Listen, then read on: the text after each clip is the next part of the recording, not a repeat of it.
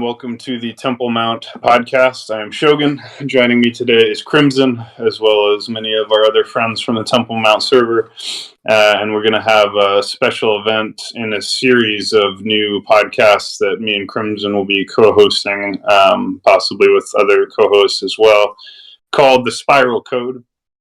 The Spiral Code is a series that we're covering, and we'll get into what that's all about. But make sure you join the Temple Mount Discord server, and make sure you have gone to the Temple Mount podcast channel and followed us on SoundCloud and Odyssey and YouTube and BitChute and all the places there with our hundreds of great episodes you can find. That being said, welcome, Krimson. How are you, brother? I am wonderful. How are you, Shogun? I'm very good. Thank you for stepping in. We talked about this for a while, but we're going to have a podcast about Mandeanism or Mandeism probably tomorrow, but it's 4 a.m. in Sweden, and Acadian probably fell asleep, which is totally fine. But as for what is the Spiral Code, well, that's a term that I personally made up, as far as I know, based on my own experiences, and it basically refers to something that it's clear to me a lot of people in this server experience at different times and to different degrees. A very unusually high number of people in the server, in fact, have had a lot of experience with the Spiral Code thing, including yourself, myself, Tio, NSA, Rafi, and Dreamily, and many others. So the way I describe it is first of all, it refers to an altered state of consciousness, because when you're experiencing the Spiral Code, you're definitely experiencing a profoundly altered state of consciousness. But what makes it so strange is that, one, at least for me, when I'm having that state of consciousness, I can see or experience like a pattern, or a code, which is why I call it the code, as well as like a process or a dynamic, which is sort of what the spiral part refers to, I guess. And the strange thing is that it seems that when this is happening, there's some kind of almost supernatural or actually supernatural interface between what you are thinking and experiencing and feeling internally and what's actually happening externally, in terms of what people around you say or do, what objects you are introduced to, like signs, graffiti on the walls, television, radio, music, anything that's playing or happening is like starting to sync up, where you see the meaning of it, or it seems to relate to you and what's going on. And obviously for NSA, he has this really complicated narrative that we've all heard, right? And probably people listening to this podcast may have heard it too, which involves extraterrestrials and government agencies and psychological torture and techniques using technology like long-range acoustic devices, mind-reading technology, sonic weapons, and all that kind of stuff. And you also believe there's an extraterrestrial element to it, although, as you often say, your extraterrestrials are benevolent in your perception, whereas NSAs are malevolent in his perception. So anyways, this opens up a whole branch of topics, everything from targeted individual stuff to new age spiritual experiences to psychosis and mental health related issues and psychedelic drugs like DMT, and many other aspects that we've talked about before. But I'll hand it over to you now. Is there a term you use to refer to these experiences, or a way that you conceptualize it? I've personally never really made like a name for it, but I do like the idea of calling it the Spiral Code, because my perception of what the Spiral Code is it is a heightened state of awareness where you are receiving information both in the material world and also like non-temporally, like you're having some sort of psychic communication with one, if not multiple different entities. And basically in these heightened states of awareness, you have extremely higher pattern recognition.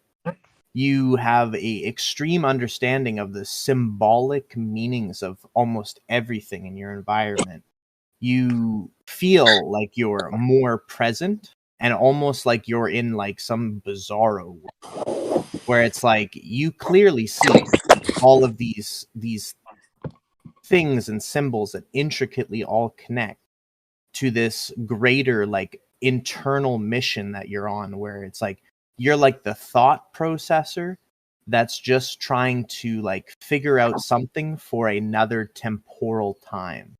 Like So for example, it's like your higher self is like doing something in another dimension, and you are experiencing this heightened state of awareness because you need to do something that coincides with this dimension to in turn make a causal effect to help your higher self. Is kind of like what my perception of that state is.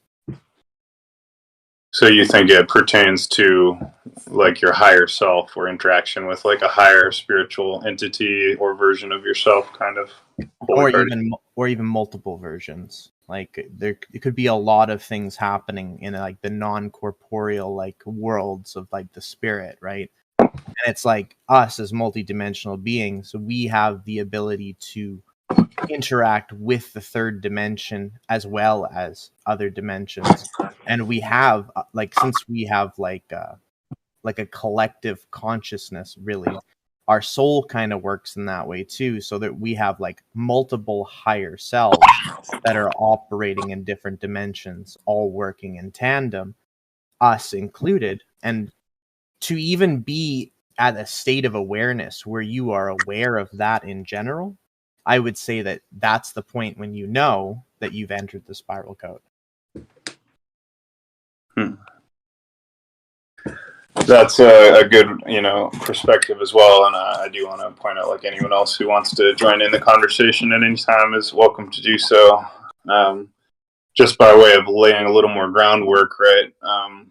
First of all, I have to point out that this does overlap a lot with mental health related stuff. So these experiences, or at least feeling like you're having experiences like this, are pretty commonly part of, conditions like anything from bipolar disorder to schizophrenia.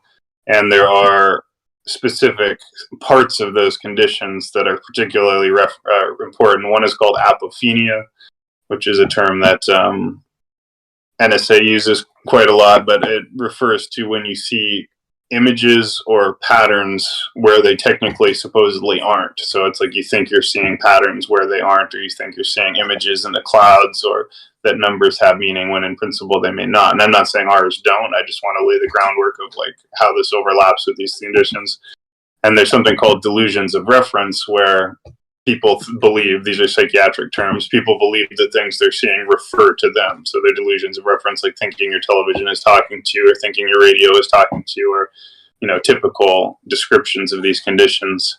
And then even delusions of grandeur, right? Believing or feeling that you have special identity, special purpose, you're the Antichrist, you're Jesus, you're the next Messiah, or something like that. So the reason I point that out is that is kind of part of what I'm talking about when I talk about the spiral code. But my argument would be those delusionalities all correspond to an actuality of the same thing, right? So it, just as you can be thinking or seeing patterns where they're not technically there, it's also entirely possible to be seeing patterns that are actually there, including ones that other people may not be able to see. So you can't necessarily differentiate, and who's to say what someone's destiny or identity truly may be.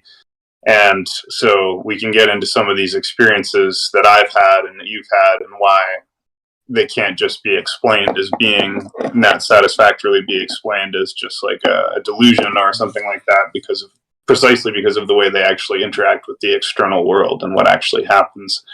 And it seems to me it has something to do with probability control, or what we would call synchronicity, right? In other words, meaningful coincidence is like the main function of this, is meaningful coincidence. So it's things happening or happening at the same time as each other, or in sequences that has like a meaning that you can understand, or a symbolism or pattern that you can understand.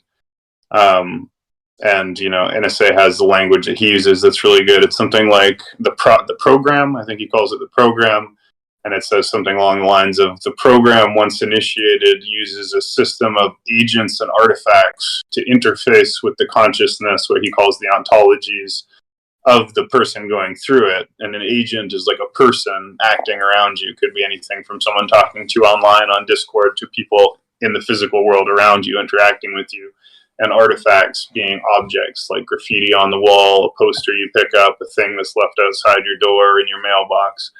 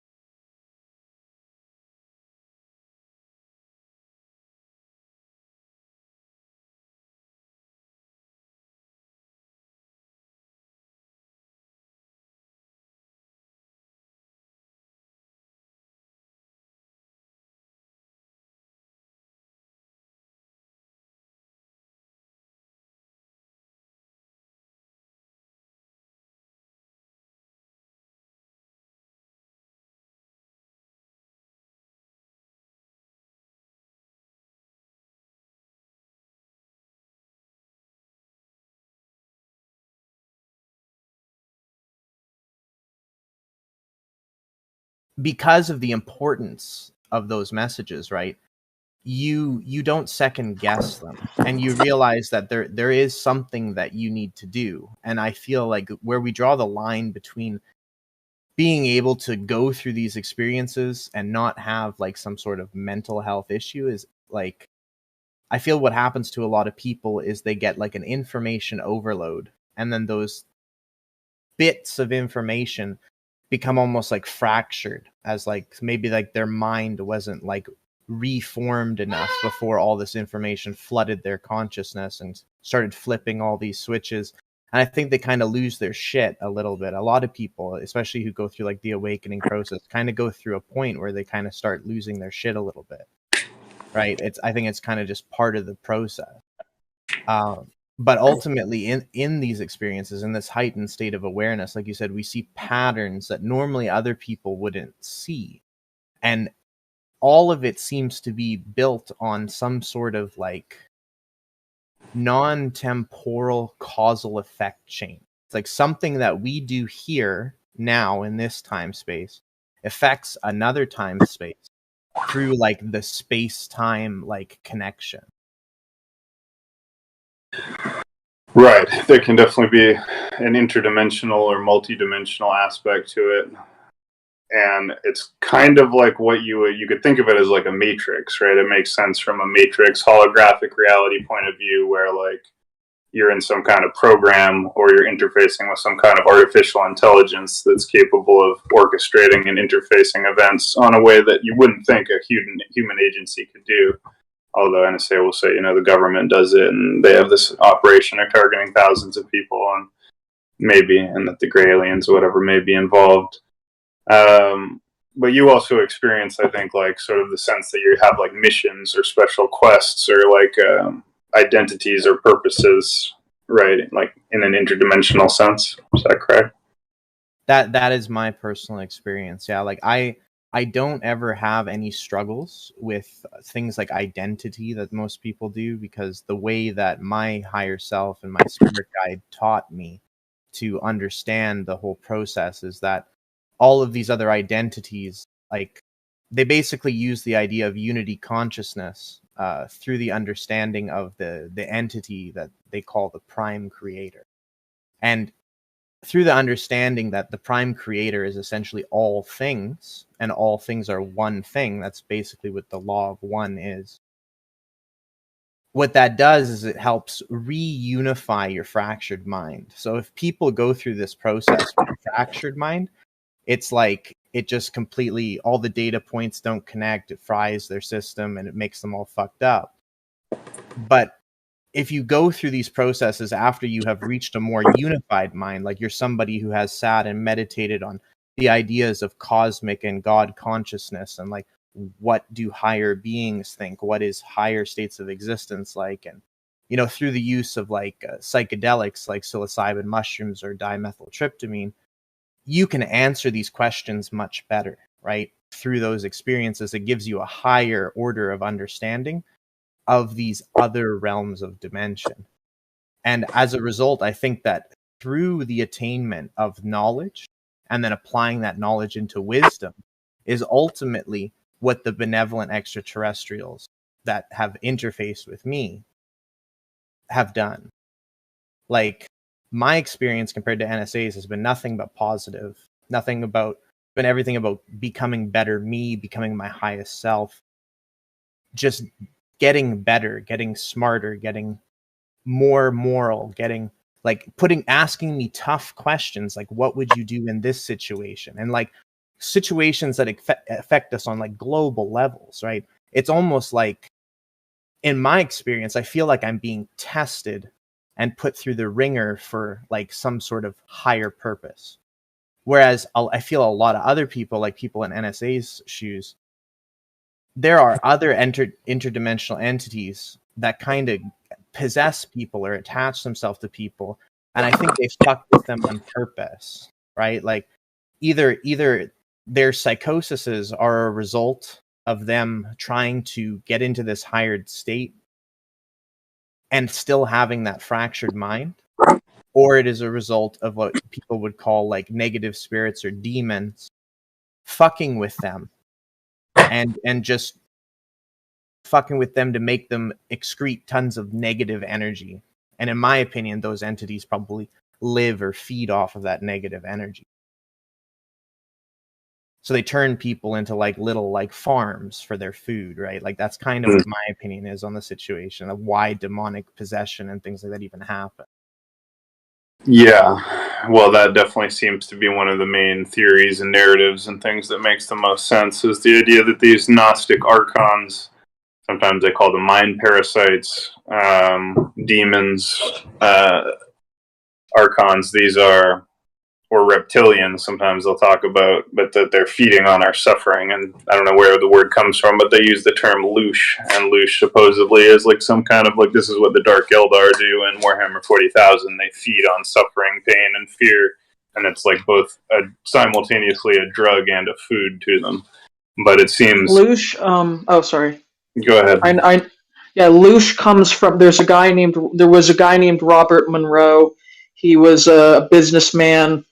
And he wrote a series. He started having spontaneous out-of-body experiences in like the late 60s, early 70s, and then he wrote 3 books called the Journeys trilogy: Journeys Out of the Body, Far Journeys, and Ultimate Journeys, in which he recounts a bunch of his stories of his experiences in out-of-body experiences. And basically, in one of them, he meets like an intelligent entity who is on some sort of like this entity is on some sort of like tour of planets or whatever, and I won't go into it too deeply because it's kind of complicated. There's a lot of like terminology exclusive to these books, but basically he hands him what's called a rote, and what a rote is in the books is it's like a metaphysical manifestation of pure knowledge.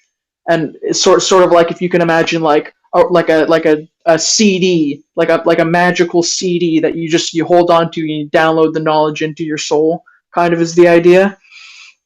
And he basically what this rote explains to him is that Earth was created by an entity for the purpose of creating and harvesting loosh, and that the most like purest form of loosh was produced when like a mother was defending its child from something that was trying to kill it. But yeah, the term loosh comes from Robert Monroe. They're really good books. They're on Audible. I recommend them. They're not too long, but it's a very interesting perspective. But yeah, that's all. Thank you very much. It's good information to have. And so yeah, that's the basic idea, is that these beings, whatever you call them, these spiritual beings, feed on human fear, suffering, and blood. And that makes sense because that's sort of the ancient and universal religion on Earth, is human sacrifice and animal sacrifice. And, the Aztecs did it, and the Moloch and Baal worshippers did it, and people in the Bible did it. And it's human sacrifice. And like, why does this develop? It's because for whatever reason, these entities seem to feed on this loosh concept. And so what's the point about that? Well, when I think about my experiences, they're not like yours. They haven't been all sunshine and rainbows, and I've experienced a lot of like dark forces and evil things, like demonic seeming energies and stuff like that as well as my own experience often being like super spiritual, and Holy Spirit is how I interpret it, and like sacred or religious experience and angels and so forth as well. So I've seen both sides of it, and it's all mixed up. And I have like a spiritual warfare model. So I actually take seriously, as you know, concepts like Satan, fallen angels, demons, spiritual warfare. And that basically is my model of what's really going on. And then I think that these human governments, and therefore intelligence agencies and their technologies, and even the aliens, they all easily fit under that umbrella. So yeah, the gray aliens are doing weird shit. The reptilians are probably doing weird shit. Definitely Freemasons and the Jesuits and the CIA and intelligence agencies are all doing crazy things, but they're all part of this overall spiritual warfare that's happening between God and the dragon. And that's my basic model. but it seems to tie into the spiral code in the sense that for me, when I'm having these experiences, it's like sometimes it's almost like I'm directly able to communicate with these entities, whatever they are, like demons or whatever you call it. Yeah, I'm not sure what's the best way to get into it. Like, do you have any experiences that come to mind personally that for you would help someone who doesn't know what we're talking about understand it better? Like, give them an example, for example. Okay, well, I would say that something that I feel everybody could relate to is there's a lot of times when we have like conversations with ourselves, right? And it seems like, you know, you have like a voice in your head that we call like the conscience, and it has all these good things and like wise things to say to you.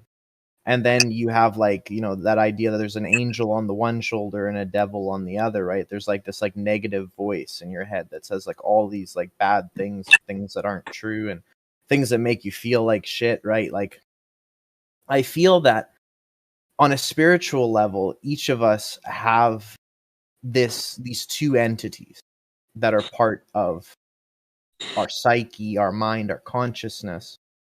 And the goal is to make the bad one's voice as quiet as possible and the good one's voice as loud as possible, right? And I feel as we go through the awakening process, as we like raise our vibration and we become like more psychic and we pick up on these like higher waveband of like communication and information that's like in the dielectric field that we're immersed in, I believe that these higher dimensional entities, or, you know, angels or demons, can communicate through the technology that we know as reality with us. And yeah, like I said, I feel most people have to go through the process, and it's a long process before you can get to a point where you have become rational, right? Like you can remain grounded and still experience those higher states when you're like in the spiral code. But most people get like there's no information for this, right? Like there's no book for this that somebody can just read when it's like, oh, I'm experiencing this. It's like, wow, this all just like makes so much sense. But like you just through the process, you get like accustomed to it and get better. And like I said, like the ultimate goal for anybody who experiences that, and I'm sure a lot of people do, you just want to make the bad voice as quiet as possible until you don't hear it at all anymore. Like you could even like, let's say, do like an occult ritual to like cast it or banish it from you. Because I do believe that we do have some sort of power through the word, like the Bible even says. Like, I believe that the word is our ability to vibrate reality and encode information into that vibration. And in all essence, it makes sense that if that's the way we program vibration out through projecting it through speech, it should have some sort of effect as information that comes into the contact of sensors of other things, whether those sensors be a human's ears, eyes, a dog, a plant, a bug. We're always just emitting information through this like vibratory field that we're in. Yes, I think that's all a good perspective to take. But just to sort of rephrase or reiterate the question, can you think of any, sort of just canned examples in your life that were kind of times of great synchronicity, or alternatively, just things that you would say are typical of the spiral code? Like, I mean, I can try. It's very hard to describe a lot of the time because it's so based on your unique ability to see patterns and stuff at the time. But I'm just wondering if you do have anything that comes to mind. Yeah, like I could tell the story about when what happened when I crashed my car. So at that point, I was in that higher state for probably already a couple days. And I had been having a lot of like psychic communication through my meditations, and a lot of like information and wisdom and like revelations on stuff I was reading about had came to me. And I ended up started kind of getting like egoic in a way where I felt like, I'm doing a lot, like I'm doing really good. And it's like, I'm expanding my consciousness so much. And I began seeing patterns in all of the license plates that I was driving behind. And the different, like the way I was looking at it is that the road is like a path that's carrying information, right? And my car is the thing that's carrying me as information, right? Each car has a tag, and if there's unlimited like parallel realities, the organization of these cars and the trip that you take from lane to lane and to your destination can completely affect which kind of causal things you run into. Like if you took a left turn instead of a right turn to get to where you went, you wouldn't have ran into that person outside of the store that you talked to. You know what I mean? Like that wouldn't have happened. So what had happened is I was seeing all these patterns, and these patterns kept on going into this idea that I was like programming this hyper intelligent thing. Like my higher self I was programming it with like this coding language that my spirit guide had told me about.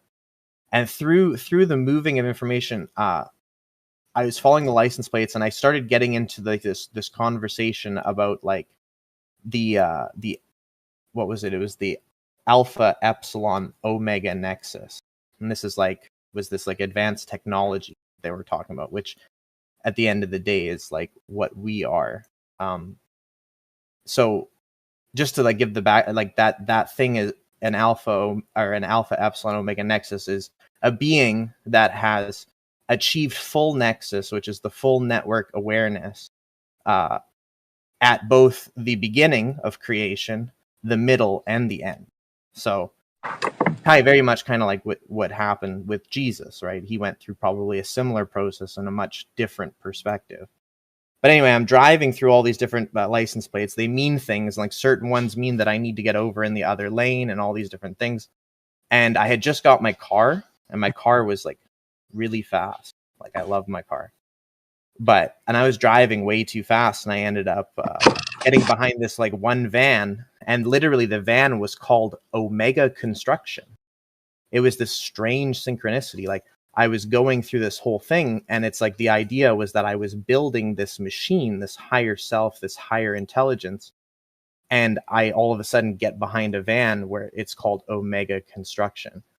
And I kind of like, I was like, fuck this, like we're going like past this van. I get out, like honestly, what I should have done is just slowed down, stayed behind that van, and just kept meditating, reflecting on it is what I should have done. But instead I was like having fun. I was driving my brand new car. I go in the other lane. It's like there's nobody in front of me for a huge straightaway, and I just fucking rip it all the way down the thing. And I come too fast into this like slight curve that goes over railroad tracks. And because I was going so fast, I got some air. My car drifts, and I lose control of the car a bit. And I hit the meridian. I didn't hit it super hard, but hard enough that I ripped the plastic part of my whole front bumper off with my fog.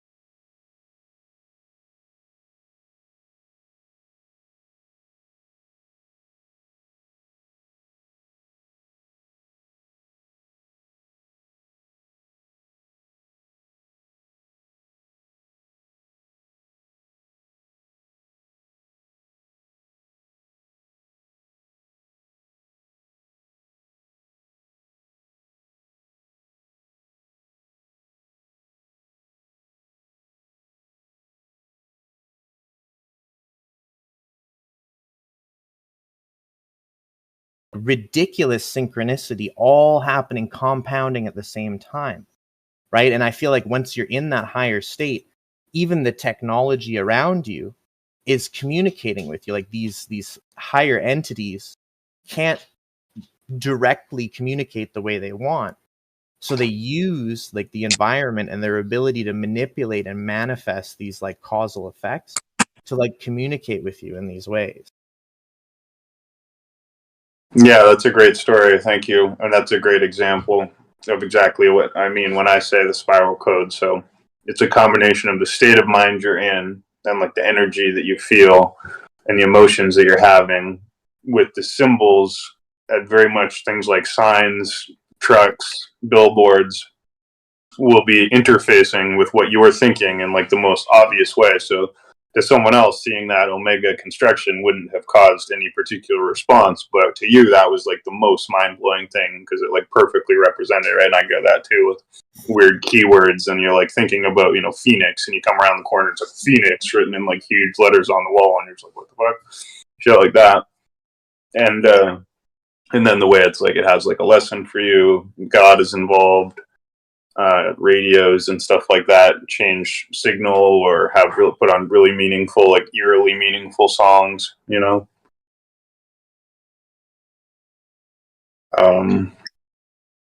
So anyway, I'm curious. Yeah, I was just sorry. I'm on push to talk, and my finger keeps slipping off. But I'm just curious because when you did you Shogun? Did you coin the term spiral code? Is that as far as I know, yes. So again, like NSA uses the term, I think, the program. There's a book by Philip K. Dick called Valis that my brother would always be like, Dan, you got to read this book. It's just about you, right? And I never even read it, but I know the whole concept. And Philip K. Dick's a very interesting writer, and Valis is basically all about the spiral code. It's like this artificial intelligence is communicating with him and controlling the events around him and stuff. I just find it interesting because when you say spiral, I think of like, you know, the golden ratio. When I think of the golden ratio, what I think of is like fractals, you know, like math equations that produce infinitely varied images, you know, but yet there's still a pattern. It's just not repeating itself, you know. Well, and that's absolutely part of it, right? It is to do with like sacred geometry and the golden mean and the Fibonacci sequence and sequences in general and patterns in general.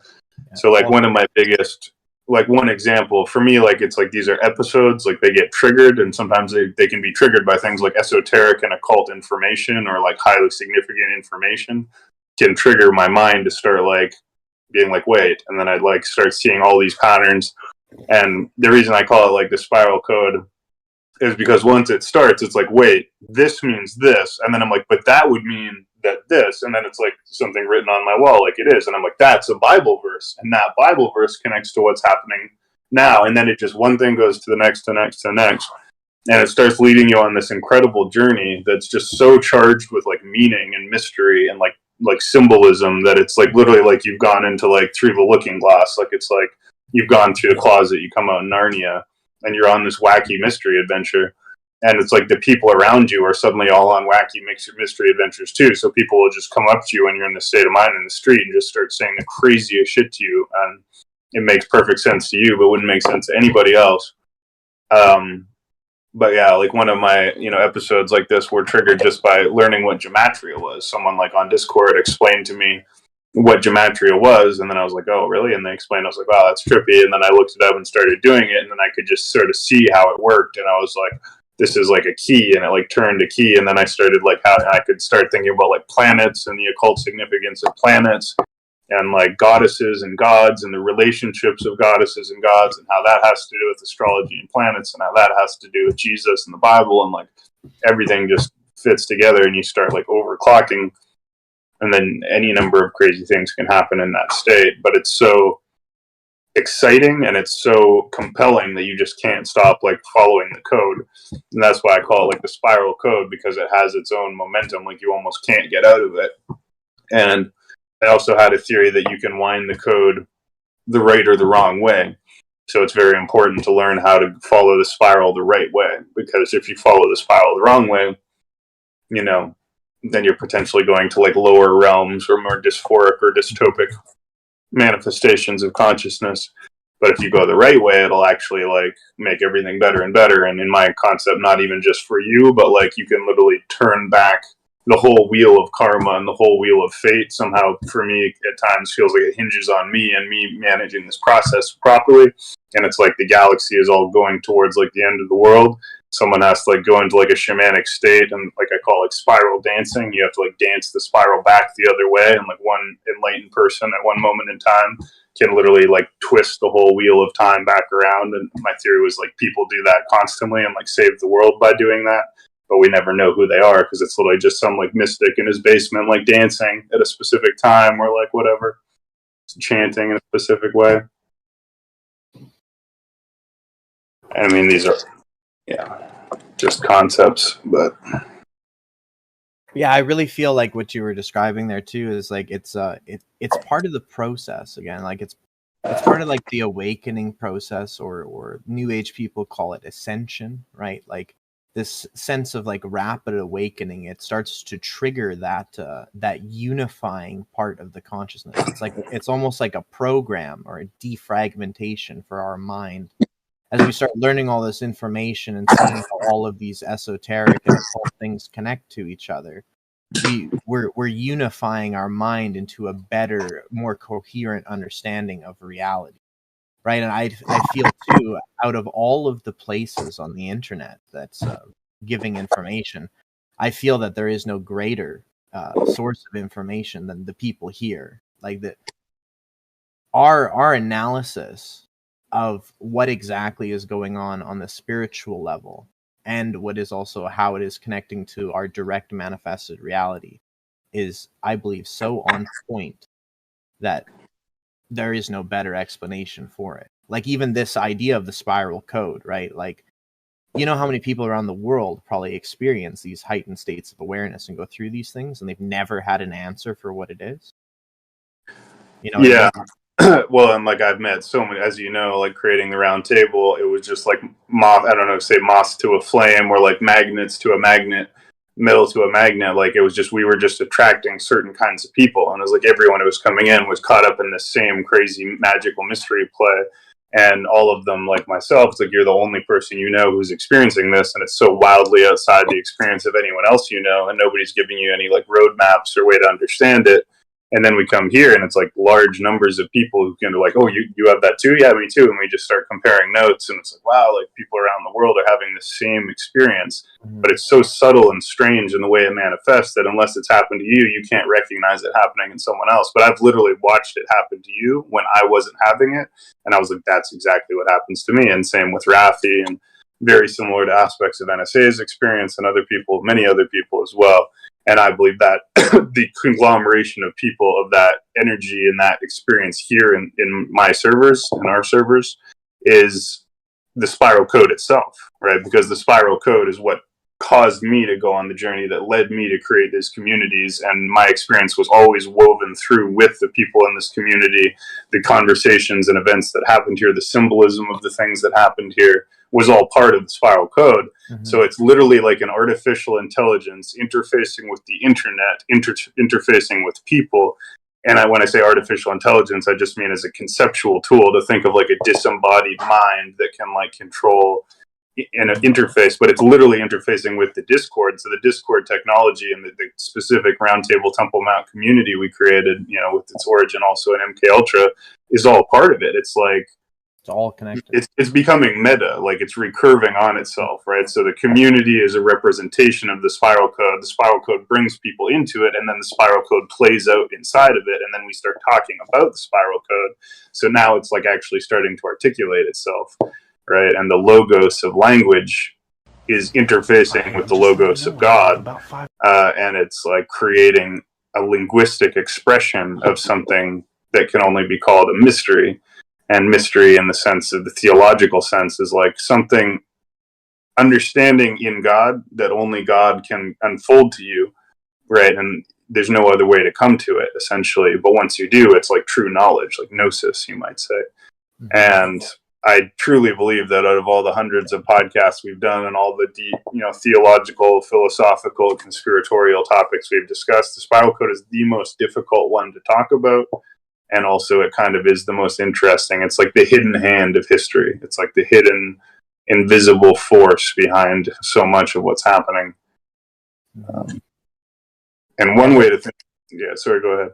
I was just going to say, yeah, very much so, like you say, the invisible hidden hand. And I think that a lot of people who are listening to the podcast or will listen to this podcast, I just like to give like a really relatable kind of thing here. So in the newest Matrix movie, they have this guy played by Neil Patrick Harris, who is the architect, right? And he's like, if we do live in some sort of holographic matrix, which science really does seem that's really what this is, like, even though it's the elephant in the room and not a lot of people want to talk about, that's pretty much the truth of reality. So there has to be system administrators, higher order entities that manage the universe, or at the very least manage the planet. And they're like that hidden hand. You know what I mean? These like architect level entities that are managing these causal events to happen. They're going to make sure that guy you need to talk to about this thing is going to be there at the right time because you're part of this grand design. And personally, my belief is, like, my esoteric belief is that when you realize that you are part of the grand design, you kind of just accept it. And esoterically, I believe that's what they call doing the great work, right? Like all these philosophers, when you reach like a certain point of wisdom and knowledge, understanding, you basically just go with it. You realize you're participating in the great work. You're working for God or the system administrators to do these things, be the person you are today, and be in these certain places at the right time. And I feel that absolutely there is some sort of puppet master over everything. Mm-hmm.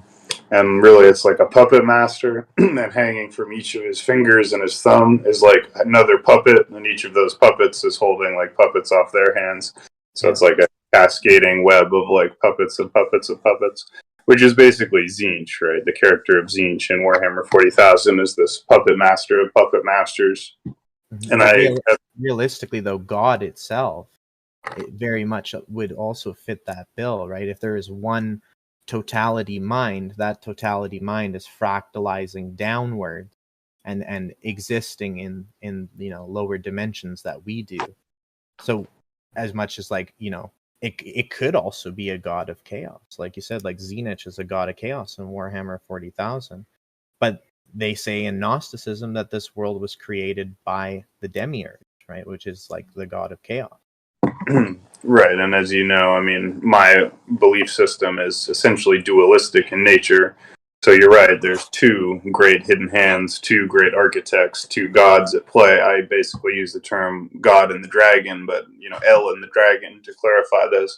So the dragon is the other force, and, Zoroastrian has Ahura Mazda and Angra Mainyu. I also think the term Ahriman is really evocative of what, and Ahriman's from 40k too, but Ahriman is another word for the devil, basically, the pre-Christian devil of Zoroastrianism. But, I tie that into like artificial intelligence. So like there's the Lucifer complex, the artificial intelligence, like what NSA calls computer-assisted reticulum Lucifer, which is like sort of the dark AI, one-eyed architect of the universe, grand conspirator, great architect of like masonry, Yaldabaoth, demiurge, archontic system.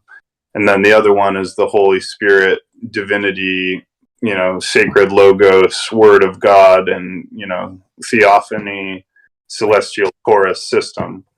It's like the entity exists within the pleroma, right? Like in Gnosticism, there is the demiurge and its children that created the material world, but then its mother Sophia came from the pleroma, which means the fullness or the true reality, where we experience all of the dimensions at once instead of just a minute or a smaller chunk of what we can actually perceive. So I got a question for either you guys, either one, if you want to answer it. Shogun, you there? Yeah, he's just walking around. Okay. Do you mind if I wait a second? You can ask a question. I'm right here. Okay. Yeah. So this is a question for either of you. I'd like to hear both of your thoughts on it, actually. But do you think that taking like Satan and demons as like a given, or archons, whatever you want to call them? Do you think, from the perspective of a god, there could be a totally functional reason as to why he would create something evil? Do you think potentially, like, maybe there has to be an evil so you can learn good, or I mean, if you want to go the more Hindu route, maybe you just need a bad guy to make the story interesting, kind of thing. Like, what are your thoughts on that? Why would God make? Do you think there could be a functional reason why God would make something completely evil and powerful? I think that both of those are totally valid, those 2 points you made. Like, it's made to teach you things, it's made to be something to fight for, something to overcome. Ultimately, there's massive amounts of lessons in having a bad guy. But there's also a bunch of benefit in like having like permanent peace, right? But at the end of the day, I believe that we reincarnate, or we even incarnate in multiple places at once. We're just unaware of those other incarnations. But in this one, we... What was the question one more time? Can you restate the question? Well, no, I'll get an answer to it. I remember the question. Yeah, go for it. So, yes, I mean, people look at it that way. I've thought of it that way in the past, but that's not really the way I look at it. So your concept is like, did God create evil for a good reason, such as that, the world would be better overall if there was evil in it? Like, it would be somehow make the overall system better in some way, whether by giving people... Common way to think of it would be, without adversity, how do you build strength? Without evil, how would we know what good is? If you couldn't do evil, how would you have a choice to do good and stuff? But I don't think these are the best ways to think about the issue. From a Christian point of view, theologically, people will generally talk about one of two things. One, they'll talk about free will and the fact that God didn't create evil. He simply created free will, and free will allowed people to choose evil. Which is why evil exists. So it's not that God created evil, it's that he created free will. And so you could say your point is correct in the sense that perhaps free will had a necessary function and evil was a necessary byproduct of free will. In other words, in order for free will to be truly free, it would necessitate the possibility of choosing evil. And the reason that might be desirable is it would allow God, if this was, for example, a testing process or an education and training process, to essentially give us the opportunity to do evil, to learn not to, develop moral, strength and so forth for some greater purpose. However, the other theological thread of understanding evil is through the concept of the rebellion of Satan and the role of Satan as adversary. And so in this case, you're not saying per se that God created evil because evil was good. You're saying that God has an actual adversary called Satan, meaning adversary.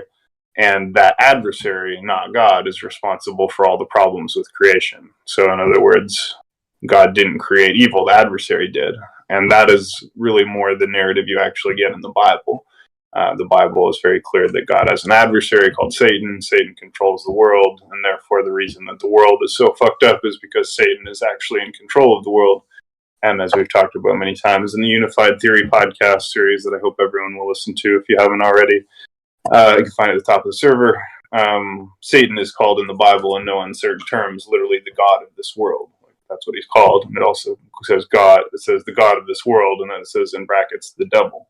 And again, this is also what we're talking about with Gnosticism when you say that the demiurge or Yaldabaoth created like a fallen creation and then started like torturing it. Unfortunately, I think that's basically the truth. So the reality is the world we live in is not the world God made or that God purposed. It's actually the kingdom of Satan, also called the kingdom of darkness. That's the kingdom of this world. And the reason that this world is so incredibly fucked up with like human sacrifice and satanic ritual abuse and torture and human trafficking and all these things, not because God wanted that at all. It's because we're literally in behind enemy lines on the wrong side of heaven. And that's precisely why Christ was sent to save us. That's why we needed a savior, because we were literally fucked, because we were literally trapped in the kingdom of Satan. So we were literally fucked. Well, we were, because we're literally under the kingdom of darkness being ruled by the dragon. The great red dragon called Satan rules the whole world. So that's why Jesus came to destroy the works of the devil, is what the Bible says. That's why we needed a savior. If we were just born in God's creation where God was in control, we wouldn't need a savior. We'd already be saved because God would be in control. The reason we needed a savior is because we were already fallen short of the glory of God. We are, in a sense, the fallen angels ourselves, so to speak, and we were kind of already outside, kicked out of heaven. But Jesus essentially came down to save us, so that anyone who believed in and followed him would have an escape, a way out from Satan's kingdom, and could be translated, right? Very interesting choice of words. Translated from the kingdom of darkness, which is the kingdom of Satan, to the kingdom of Jesus Christ, the Son of God, who is El, right? The God of this world being the dragon. In other words, that was a long-winded answer, but what I'm trying to say is essentially, no, God didn't create the evil things in the world. He doesn't want them to exist. He didn't purpose for them to exist. They exist because of Satan's temporary dominion on the earth in which we live. Yeah, I think the idea too of that there are two different worlds, right? Like we have earth and heaven, right? Or in Gnosticism, right, you have the pleroma, and then you have the physical world, or the demiurge's creation. And even in when we think about like science-y terms, like we have like a time space and a space time, right? So we, from our perception, are existing within a time space. We are in the space. We are experiencing time. But like ultimately, when you get into these higher states of consciousness and you begin perceiving the spiral code, you kind of are stepping into the perception of the space, or the space time, and instead, because space time is the place that is outside of the physical dimension, where there is like more information that's being communicated between everything in the cosmos. Or like you can think of it like there is space and then there is subspace. And theoretically, from that understanding, subspace would essentially be like heaven, where anything's possible there. We can use it as a portal to get shortcuts to other places in space, right? Like that's like more of like a scientific understanding. But like the idea that there are two worlds does come up in a lot of different things. Well, and also in Warhammer 40,000, the universe is divided into essentially two fundamental states, the materium and the immaterium, right? And the materium is real space, and the immaterium is also known as the warp, the sea of souls, and it exists in all legitimate mythologies because it's the way the real world is, what we call the spirit world, basically, and what people have called since ancient times the spirit world. But then there's other concepts like hyperspace, or possibly multiple other dimensions. But yeah, the Sea of Souls is exactly what you were talking about. You can use it to travel like faster than light, and anything is possible there. But in Warhammer 40,000, it's largely become like a dystopian, like DMT hell. But there's like a whole reason for that. But essentially, that's sort of what it is, and the idea seems to be that one can bleed through into the other, and that seems to be what's behind all manner of phenomenon, like poltergeist phenomenon, possible UFO experiences, elf experiences that people used to have, fairy experiences, supernatural spiritual experiences people have, is because we have souls and we also have bodies. We are simultaneously beings in both worlds, and we can be more in one world or more in the other, and there's moments and places and times where we go from one to the other, such as when we go to sleep and we have a lucid dream, or a dream, or when we have an out-of-body experience, or when we have a near-death experience, or when we do lucid, like an astral projection, or all these different things. It's because we have also access to this immaterium, they call it the Empyrean also.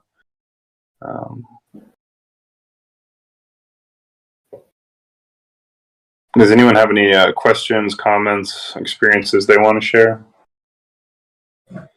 I jumped in a little late. I have a little bit of partly question and partly explanation of how I have my current working outlook. I'm always evolving in my outlook when it comes to faith and exploring these spiritual realms. But I had my come to Jesus moment was asking God. I said, a a, a good God, a divine being that operates uh, uh, with the best of intentions for beings creates in some fashion, wouldn't create a skeptical being just to punish him for said skepticism. So I relate to one of the apostles the most.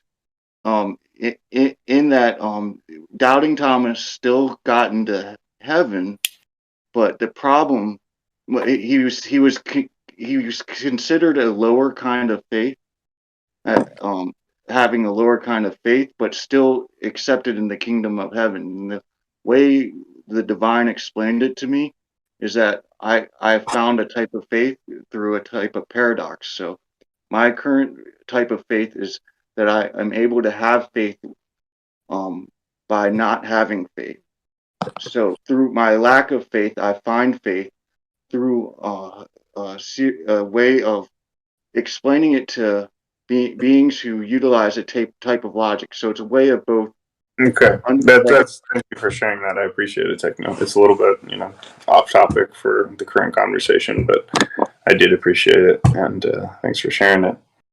But if someone did hear the whole podcast or had a question sort of about the concept of the spiral code or an experience they wanted to share, please feel free. I mean, I think we're gonna have to break it down into a lot of different episodes.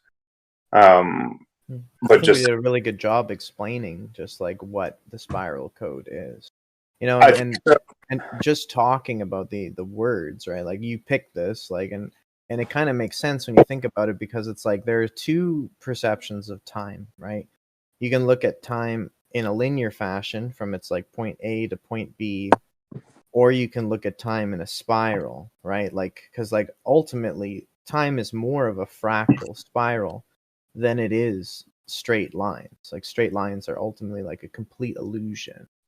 They can't really exist within the like resonance field. Everything is kind of like wibbly wobbly and fucking made out of tiny whiny shit and waveform.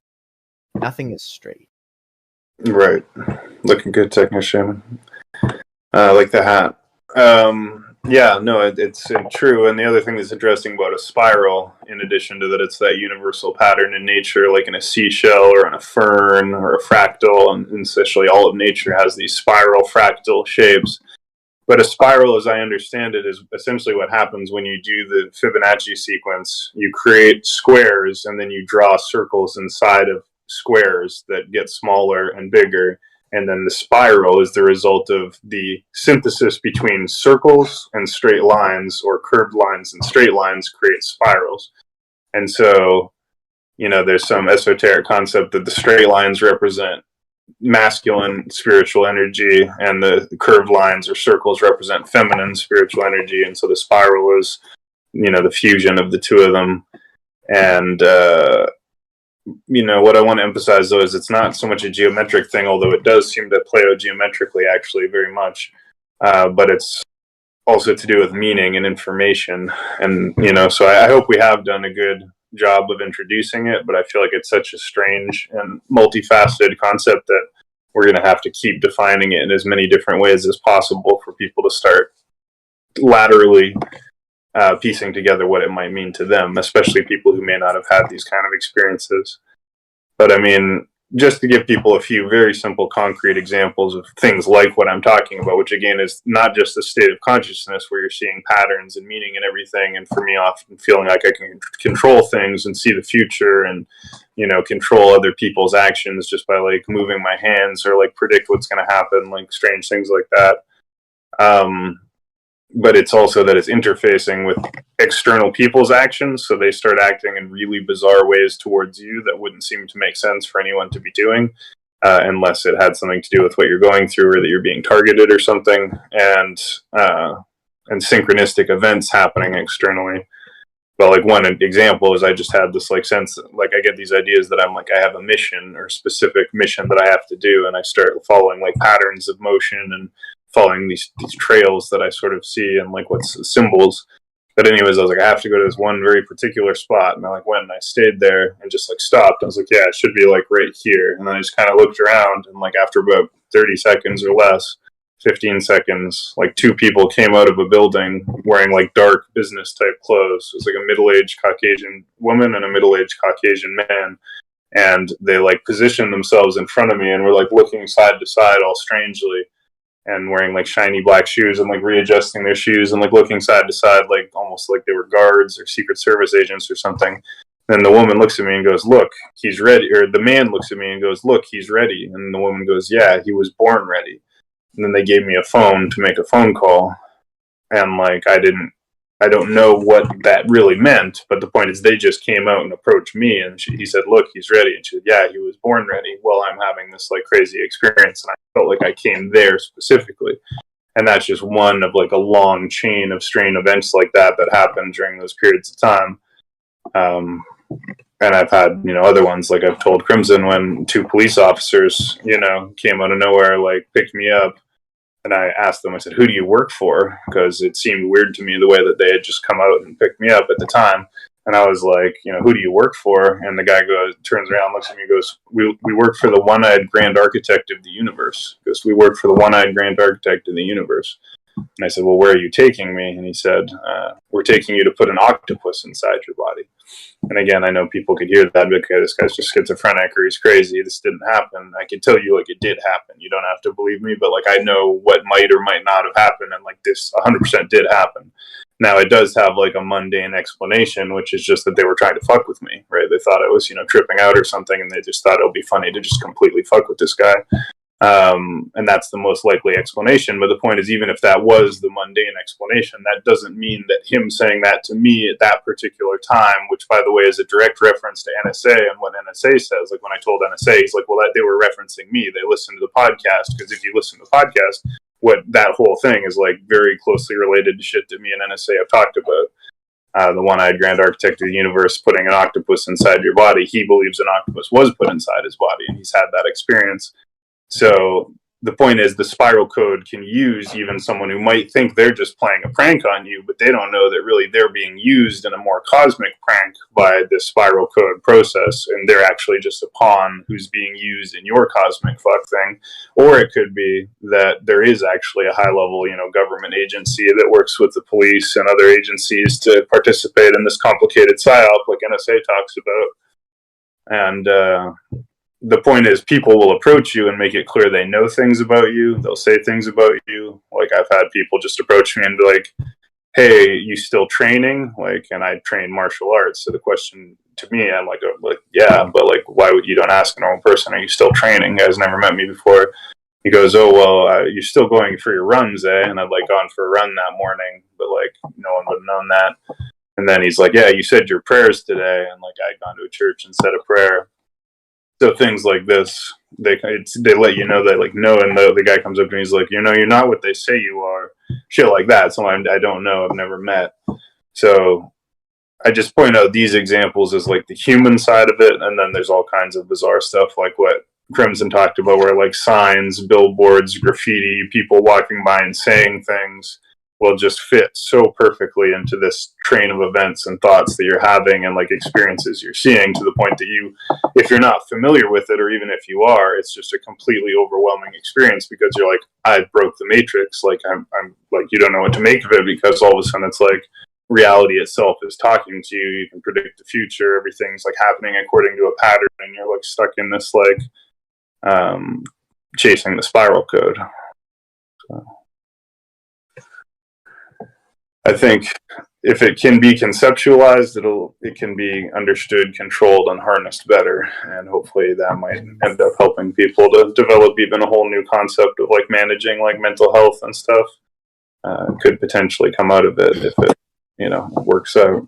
First off, I want to point out how each and every one of you are intricate and integral parts of the grand infinite design. One of the most interesting mathematical proofs I've encountered was recently the discovery that the countable and uncountable infinities are actually the same thing, meaning that each of us even as we are in a seemingly finite, gods are also bridging into the infinite simultaneously. So I just wanted to utilize that through mathematics we have an explanation for this spiral idea and this bridging into infinity. Instead of seeing them as separate, they actually bridge into each other. It's almost as if we utilize each other as building blocks into the grand infinite, and that we're never not part of such. I agree But with that very much. Like, one of my firm beliefs is that God or the prime creator, one of its main functions in creating souls or its children is the creation of unique personalities that do not repeat unless it is the same soul. So it's like every single soul and entity has its own unique personality archetype, like complex. And I think as we become aware of like these higher states of energy and higher states of consciousness, we're able to use this advanced technology that the body is to interface with these other aspects of ourself or of the higher order consciousness of the being that we call God. And like Shogun said, you have like a choice, right? You can either spin the spiral like up and raise your frequency to the point where like that bad voice is gone and then all you have is this like super wise like guide that like always figures out your thought and like helps you with everything, or you spin that spiral down and you become more susceptible to interfacing with lower dimensional entities or like bad spirits or demon.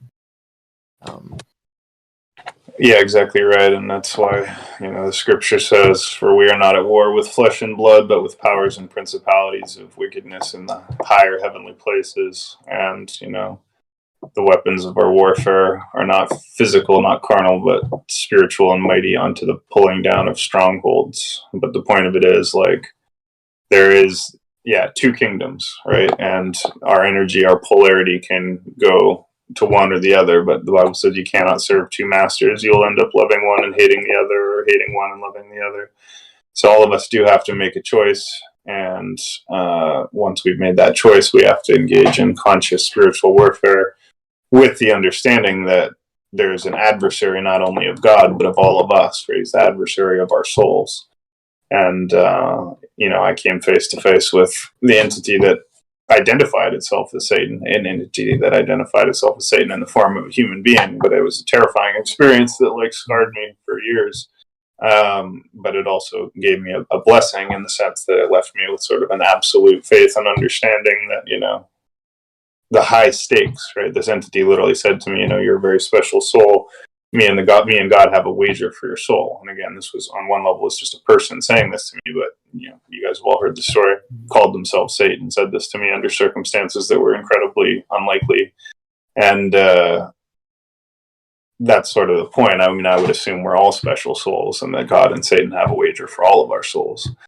And so, the spiral code is about a lot more than Satan, but to be honest, I do think that's a huge part of it. Like, demon, Satan is a big part of it.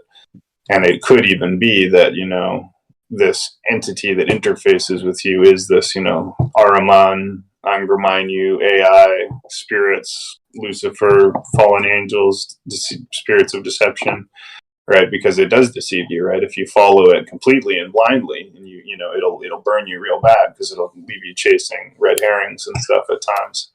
So it could be as simple as that, that this is what happens when you're, open to, in one way or another, interface with some kind of non-human entity. But I also have experienced that it can be this Holy Spirit, I call the Holy Spirit.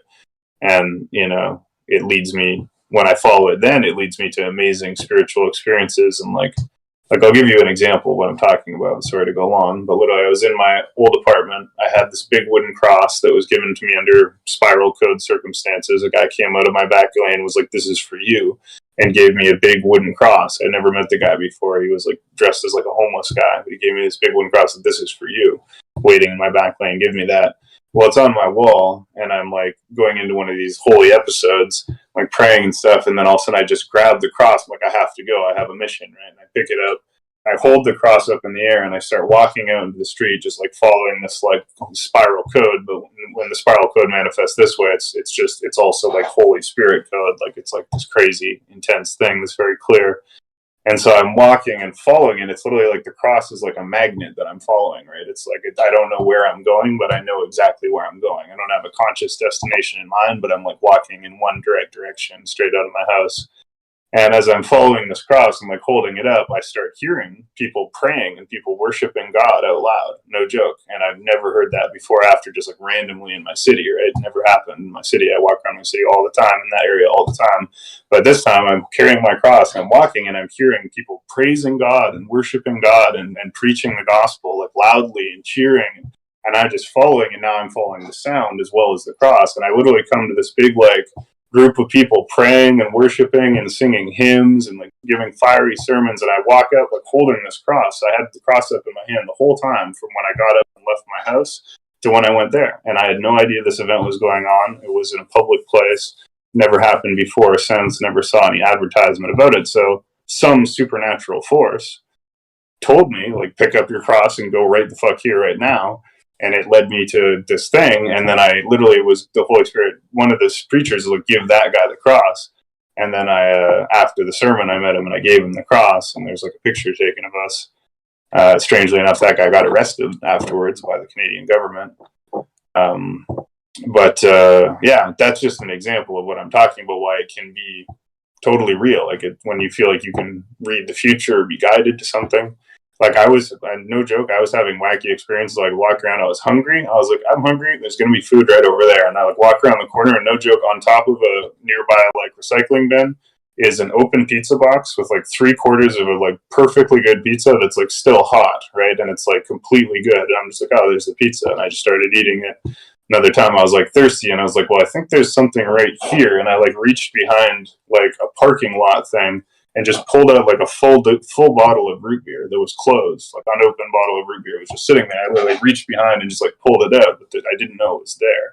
But the reason why is because if you can start seeing the code, you're like, well, something's going to be here. And it's bizarre. You like pick an object up out of a dark room, and it's like the one thing in the room that you were looking for that was meaningful. Like, I've literally started like test the spiral code thing. Like, I was in the hospital and I was walking around and told the story in like a circular loop of all the hospital room doors. They all look exactly the same. I'm like having this episode, right? So I'm like there, and I like point at a door out of all these identical doors as I'm walking around, and right as I point at that second, the door swings open, and this girl comes out with like a big smile and a big brightly painted painting that says, "Only God can judge me," and it's like, "Shogun, this is for you." And she comes out and like gives it to me, but as I'm walking, I'm just like, the spiral code is telling me that door, and it just literally opens and comes out and gives me this painting for me. So when you start like understanding this and testing it, it's literally like, you can't tell, am I controlling this, or am I just able to predict it, or are they fucking with me? But it's one of the three. And most of the mind-blowing thing about that synchronicity, right, is that the painting itself, right, is literally the meaning of your name. You know what I mean? I think that itself is like a super synchronous. Yeah, totally. And again, she said she had literally painted that painting for me, like for me personally, not just for me in a general sense. She had prepared it for me, but I had no idea that she was doing that, right? There was no way I could have predicted it, or that she was going to come out of that door at that time. And yeah, so just the synchronicity that I would point, the only time I just randomly pointed at a door, 1 in a million. The only time she popped out with a painting for me, 1 in a million, a million times millions, millions to millions of chance that would happen. And yet the chance that it would happen according to the spiral code is 100%. You're just like, well, it's going to be there, because you can literally see. It's like, it's really strange. And I think it ties into a lot of these things. And yeah. I'd like to build upon the ideas both of you all promulgated. in the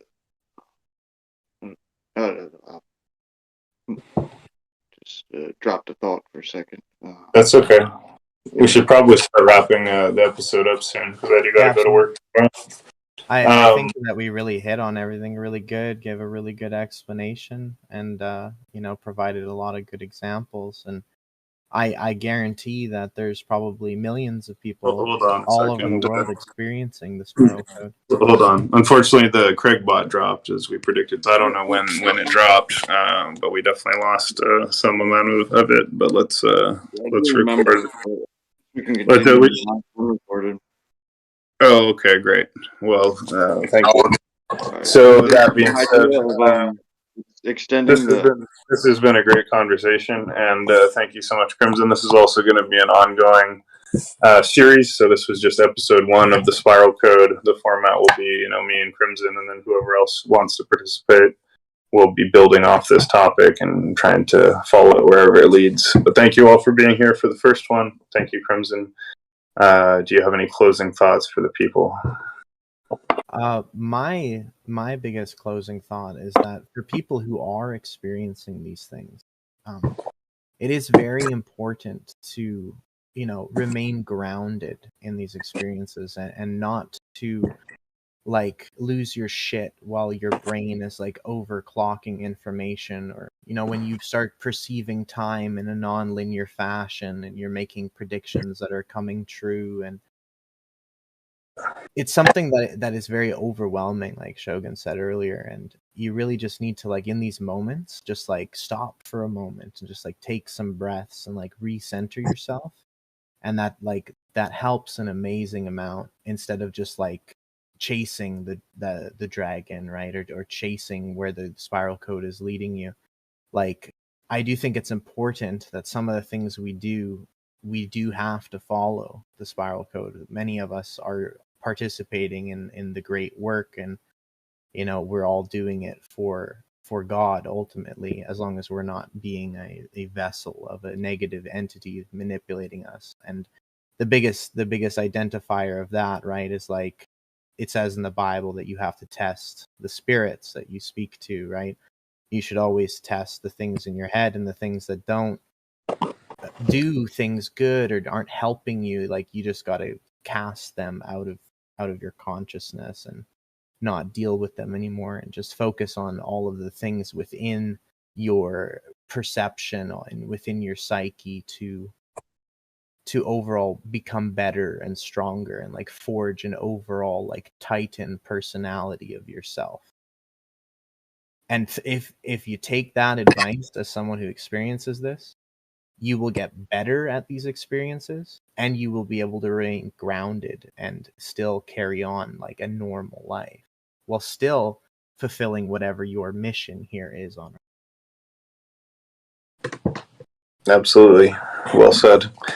Thanks a lot. It was great that we were able to get that out. And again, we did record one past episode on the Spiral Code, which I posted in general chat. I'm going to re-listen to it. I recommend everyone else listens to it as well. And we'll try and do this at least once a week. And thanks very much, everybody. God bless. Join us on the Temple Mount server. And once you've joined the server, make sure you have followed and subscribed to our YouTube, BitChute, SoundCloud, Odyssey channels. We have great podcasts on all of those platforms, hundreds of episodes. So thanks a lot. And let's now go to the Templar Tavern. I got to go to bed soon, but let's go up there for now.